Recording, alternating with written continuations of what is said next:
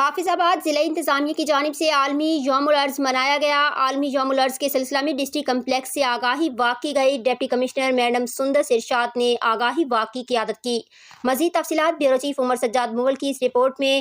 حافظ آباد ضلع انتظامیہ کی جانب سے عالمی یوم الارض منایا گیا۔ حافظ آباد عالمی یوم الارض کے سلسلہ میں ڈسٹرکٹ کمپلیکس سے آگاہی واک کی گئی۔ ڈپٹی کمشنر میڈم سندس ارشاد نے آگاہی واک کی قیادت کی۔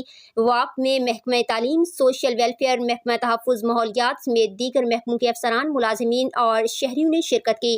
حافظ آباد عالمی یوم الارض منانے کے مقصد زمین کی دیکھ بھال اور اس کی حفاظت بارے عوام میں آگاہی پیدا کرنا ہے۔ ڈپٹی کمشنر میڈم سندس ارشاد، زمین کے تحفظ کے لیے شجرکاری بہت ضروری ہے۔ حکومت کی جانب سے 5 جون سے شاپنگ بیگز کے استعمال پر پابندی کا فیصلہ کیا گیا ہے۔